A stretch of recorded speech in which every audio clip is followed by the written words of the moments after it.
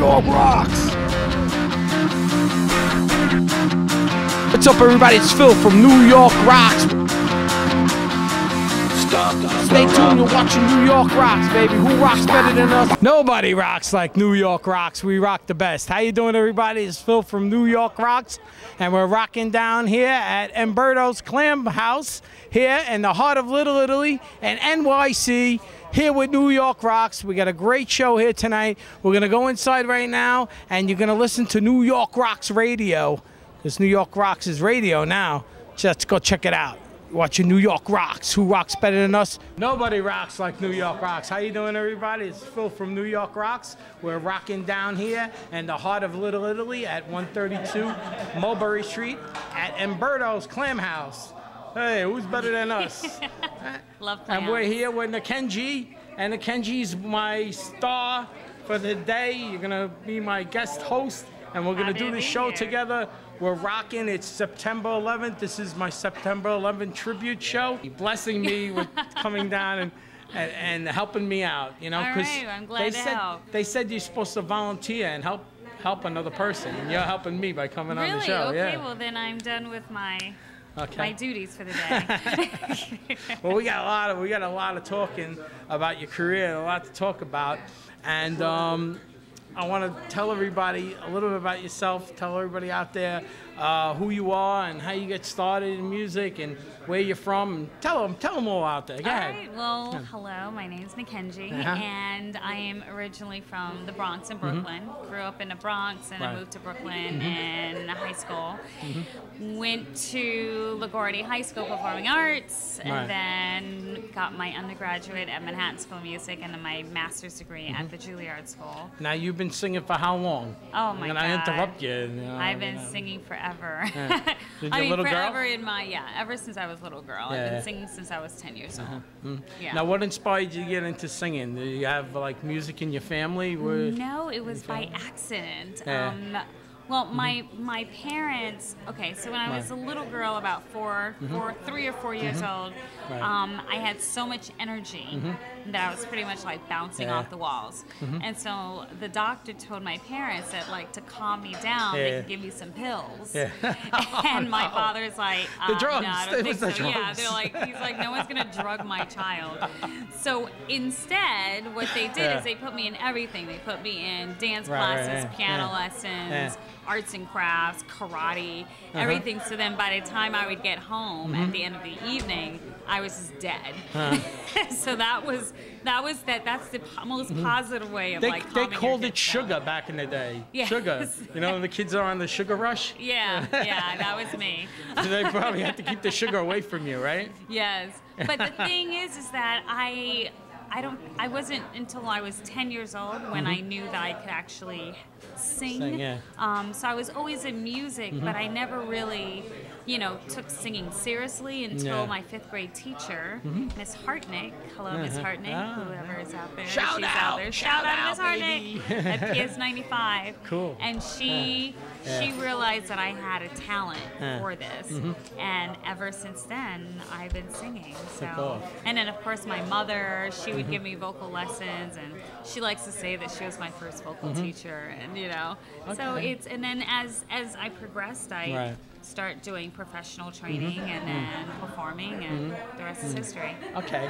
Now, you performed in a lot of different venues and different events, but when you first started out, were you like in a band? Were you like in a rock band, or did you start a band out, or you just went like as a solo artist and singing on your own? And what type of music did you get into? When I was about 10 years old, I was singing in plays because that's what they did in elementary school. So my first play was Snoopy. I was playing Patty. Oh. And then as I continued, I kept volunteering, like if someone needed a singer to sing at, some event or a wedding or whatever, I would go and sing. I mean, just to kind of get the experience. I mean, I was young, so. then I went to the cathedral school for 7th and 8th grade. And it's all Manhattan. It's correct, all in right? Manhattan. Right here in Manhattan. Yes, right here in Manhattan, New York. I went to the cathedral school, which is part of the St. John the Divine, and that's when I started singing in a choir, and that's when I started training classically. So you got to send this girl to church. You need to go to church. I know, well, you know. They put me in church. They told me, they threw me out. Oh, I mean, I used to go to church I was an every holy summer. child. Oh, you were the only child? No, the name of the church was Holy Child. Oh, Holy Child. Are you I don't the know only what child? happened. No, actually I got a brother and a sister. Oh, okay, all right. I'm the But I was like a little bad. They threw me out. They said, "You gone, get out of here." You know, well, you know how you are when you're a young kid. You know, a little wild. Of course. Well, I used to go to church like every summer when I'd visit my great grandmother in Florida. Right. So I did go to church when I was growing up, and I would sing like everybody else. You know, you sing the hymnals and all of that stuff. But that's not what got me into singing. So at 7th, 8th grade is when I kind of got exposed to the classical music, and so then I started taking private lessons. I think 14. Who were you inspired by? What oh my gosh! did you like to sing? Whitney Houston, Mariah Carey. That was like the two top. Every time. I mean, I learned every solitary lyric to all of their songs. You were an 80s girl. I was an 80s girl. Yes, I would sing all of their songs. So. Okay. Now you've gotten to a couple of venues and started singing. What was your first, like, let's say, break in business when you first started to like? Was now you're a pretty big artist. You've been around. We're gonna go through some of the people that you sang with and some of the venues you sung at. But talk about that. Go ahead. My very first big break. Wow. I'm trying to think. You know, when I was 14, I won the Hal Jackson Talented Teens competition, and as a winner, I got a chance to perform at the Apollo Theater. So I would probably say that would be the biggest venue I had performed in at that time of my life. Right. And then, that was, you won at the Apollo? I won. Oh goodness, I'm trying to remember. I don't think I won it at the Apollo, but the award ceremony, and it was like I was a guest artist for an event there, and it was through that competition. Right. So I performed there as a guest artist, and the Apollo Theater. I mean, the Apollo Theater has so much history behind that. So that was probably my big break. And then as I then just gigs after gigs, and then going to school and performing, and you start getting into a music circle, and and then the rest is history. Now the bigger events and the bigger breaks that you've gotten in the places you sung at. Talk about that. Now you're starting to get bigger. Did you start writing your own music and creating your own? I've always written my own music, but the only time I would perform it at that time was if I was doing my own shows. Like no one paid me to write a song for them, but they paid me to sing for them. Right. So. But how'd you get to sing? I know you sang for the president, right? I sure did. I sang for the president. Talk about that's pretty big. I sang for two presidents, actually. Talk about that. Everybody wants to say, how did this happen?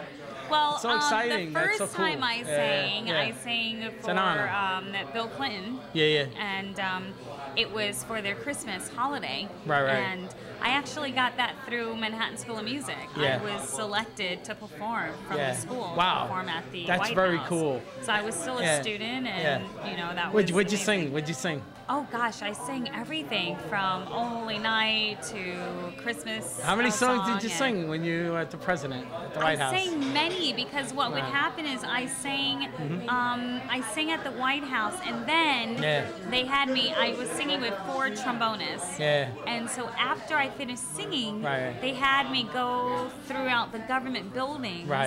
And sing for the different offices. So I was kind of like, you come and you sing here now. I was like, yes, Mr. President. Oh my God.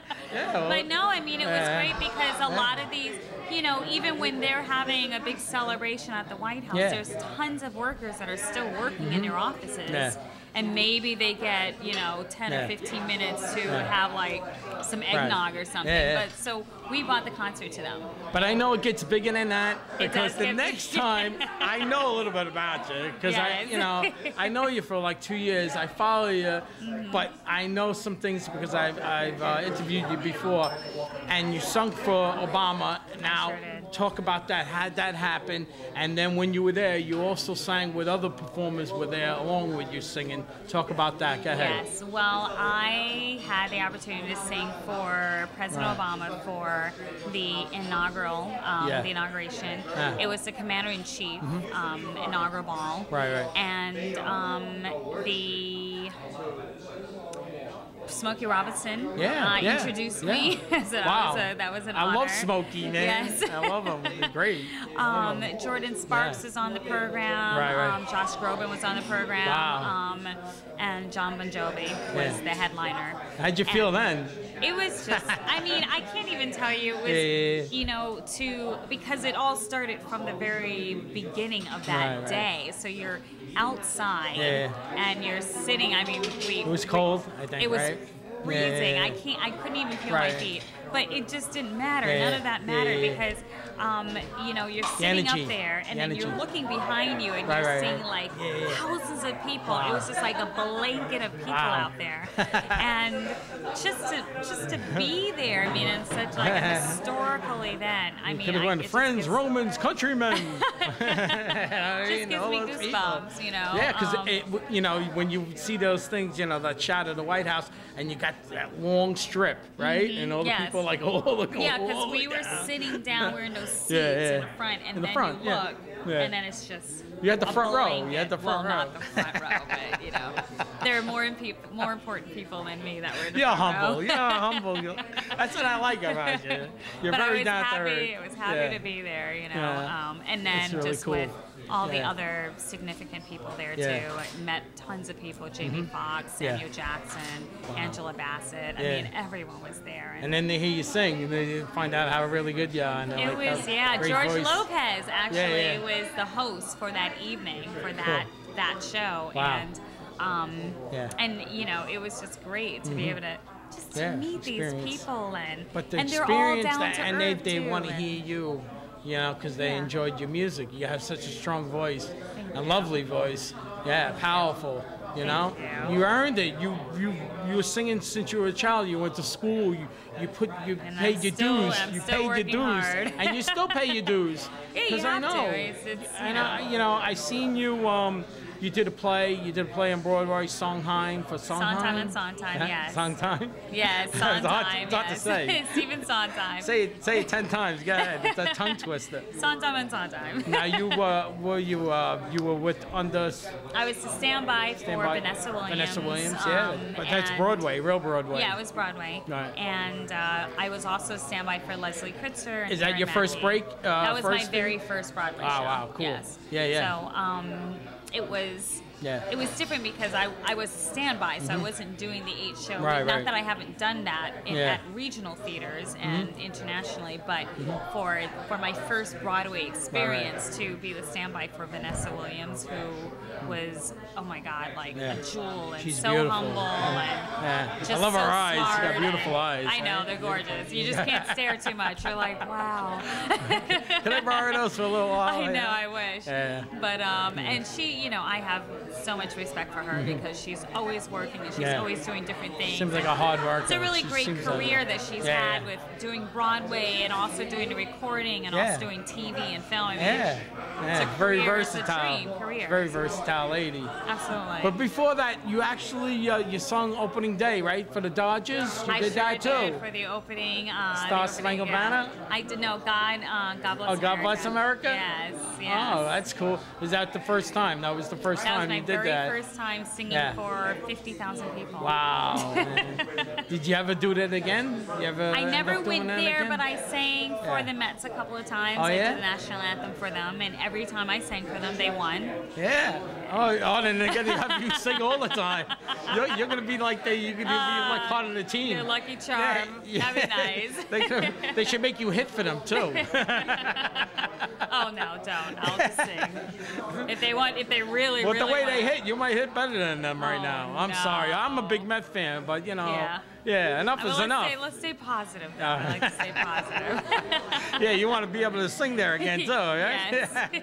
I love the Mets, you know, but you know, the love of all day you can love and you can die with them too. Yeah, but it was the Mets and LA Dodgers. Yeah, I sang for. Wow, so it was nice. Cool. Okay, now getting back to what you're doing right now. Now, actually, you're releasing a single and an album. Talk about that. Go ahead. Actually, today is the official day of my single release, which is "Take Me Off." Yeah. And it's I heard the song. You heard it? You like it? You're gonna get me in trouble. I feel like that's my girlfriend saying, "Take me off." Oh my goodness. She's trying to get rid of me. Well, it's very topical. It talks about everything that's happening. I mean, it's it's like any situation. I mean, like let's say you get pissed off at your girlfriend or your boyfriend, and I mean, the situation is basically it's very that hard I find to be out, online and have a boyfriend and girlfriend. Well, I know absolutely. that. And you got to be careful because what happened in this song is that I'm going out with this guy. Get me in trouble now. I'm going out with this guy, and he cheated on me. Right. And now you're gonna get me in trouble. But he was tagged on a photo from the girl that he's cheating on me with. And so I saw all the tags, and that's how I found out. So I'm like, take me off your Facebook, take me off your MySpace, take me off your YouTube, everything, take me off. So it wasn't me. I know it's so surreal. To that song, it wasn't the song me. is so surreal. And she saw it's me a good in the shower. song. It wasn't me. And it's a video, and it's a music video too, which is really the cool. music video and the single got released today, and it's "Take Me Off." You can find it on. We're gonna play it. We're gonna play it. We have it. We'll we have it. You know, I got it, and I got the video. It came out today, so we got the CD. Great. So I'm gonna play it right now. So when we hear it. All right. All right. Sounds good. Let's hear it. Introduce it. All right. Well, this is "Take Me Off," my first single, and my name's N'Kenge. So check it out. Enjoy. Rocking on New York Rocks. Who rocks better than us? Nobody. Nobody. We rock the best.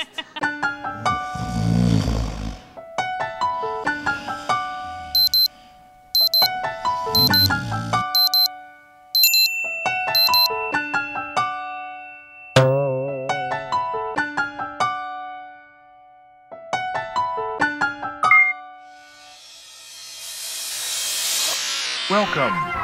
You've got mail. Caught in the World Wide Web of deception. You sent the virus like venom to my algorithm, broke into my firewall of protection. Download the application on my iPhone. My computer froze and now I'm in a no-call zone.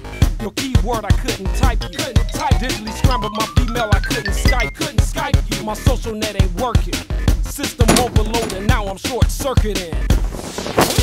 Woke up this morning, couldn't wait to get you online. Turned on my PC, so excited about what I find. Opened up my inbox, maybe wide enough to let you in. Rush to see what I got, like a message from a special friend. But instead I'll see passion, my system was crashing. Just imagine how I felt to find out you've been blocking someone else. Can't delete it, once you've cheated, won't repeat it. So I thought I am for you, baby, read it. Take me off your Facebook, take me off your MySpace, take me off your Twitter. Don't need to be visible. Take me off your YouTube, take me off your iChat, take me off. 'Cause you can't take it back, no you can't undo that. Did you think it was private? Like a naughty Vegas weekend, cruising on the highway, just you and her plus a million friends. You thought your little thing would never ever get to me. You were tagged in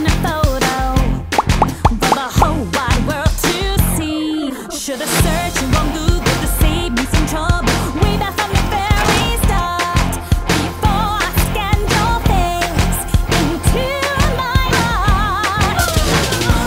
No denying, you've been lying. I'm through trying, say your stories up on eBay 'cause I ain't buying. Take me off your Facebook, take me off your MySpace, take me off your Twitter. Don't mean to be mean, but take me off your YouTube, take me off your iChat, take me off.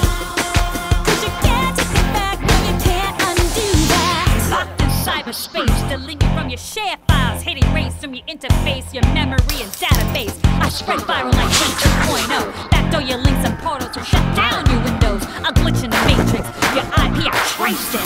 Trapped in the information age on a superhighway, and I can't take this itch. Take control off the lead, and you still can't escape it. Don't wanna be linked in. I'll put you in my recycle bin.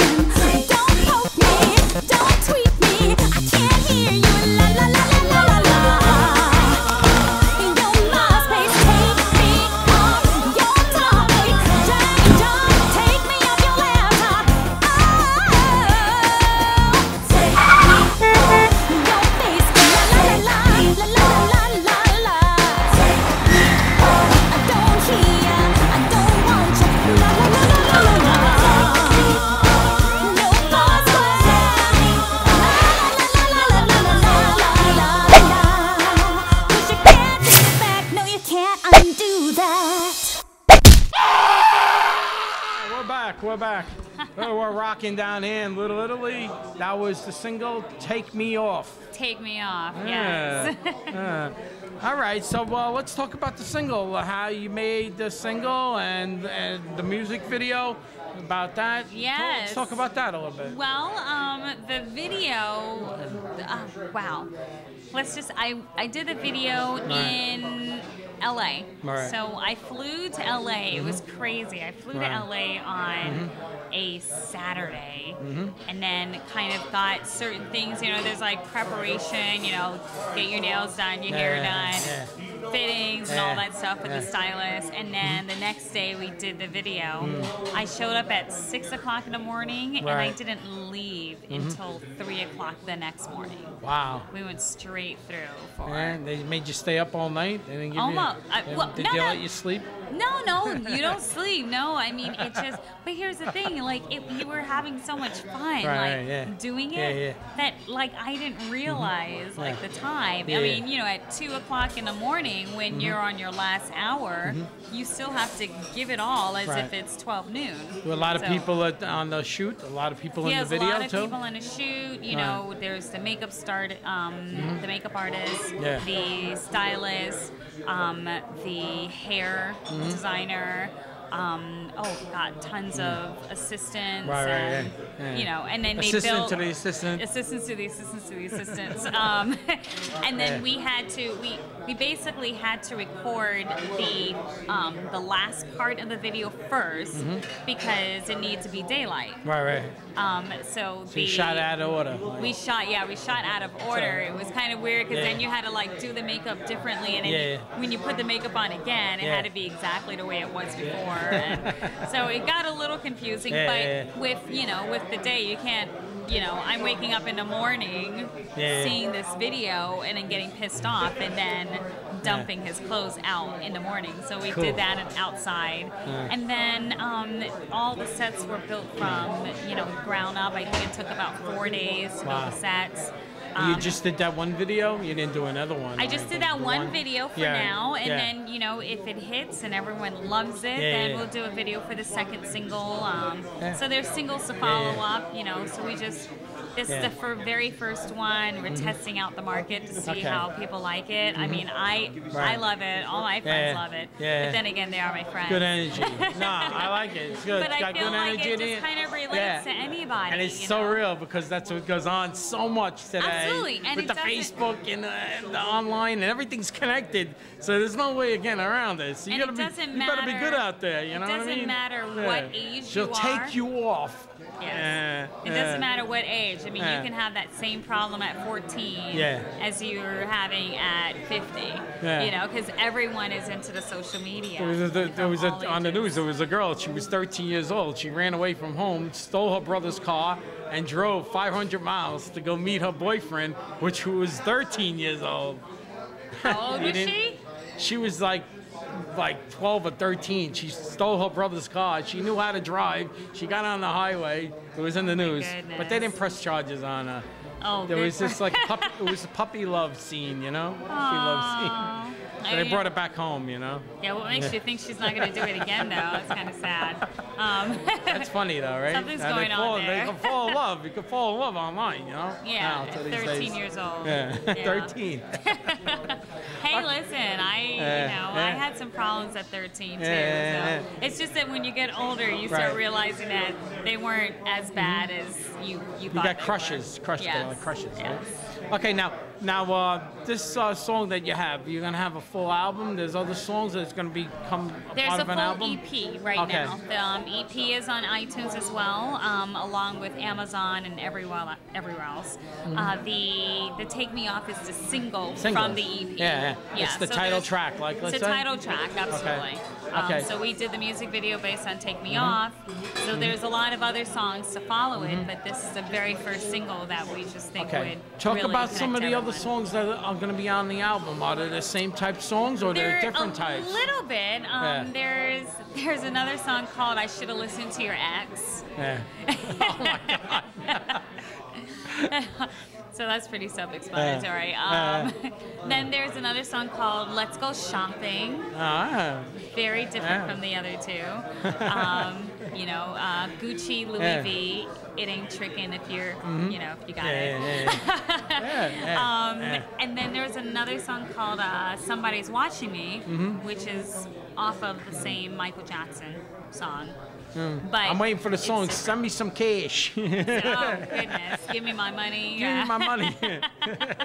Show me the money. Yes. Say it like you mean it.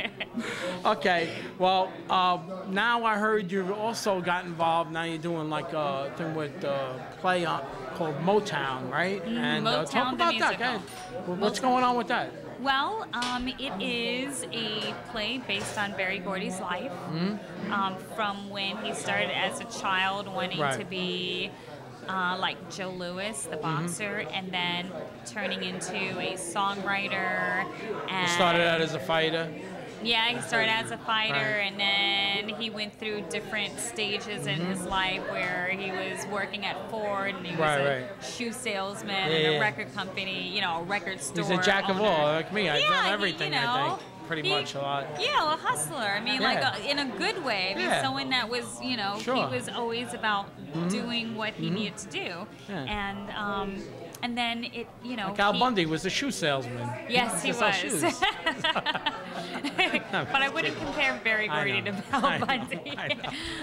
But the story starts from when he was a little kid and leading all the way up until adulthood, when he's writing songs with Jackie Wilson and discovering all these artists and starting MOTOWN and actually, changing the world of music. I mean, worldwide, not just here in the United States, but everywhere. I mean, the Supremes, because now he worked with the Supremes. Oh well, everyone. I mean, he started Mary Wells, which is the role that I'm doing. And Mary Wells was one of the Supremes, right? She was. No, she wasn't.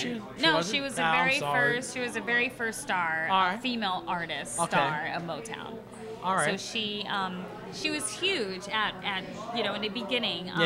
Smokey Robinson wrote most of her songs. All right. And she was so huge that she even performed with the Beatles. The Beatles wanted to perform with her. Really? She was a solo artist. She was never part of a group. I thought she was part of the Supremes. I always thought that she was like Diana Ross. Diana Ross, and I thought Mary Wells was like the second singer. There was a couple you're of thinking singers, of Mary Wilson. Mary Wilson. Oh, that's Mary Wilson. Mary Wilson. Yes.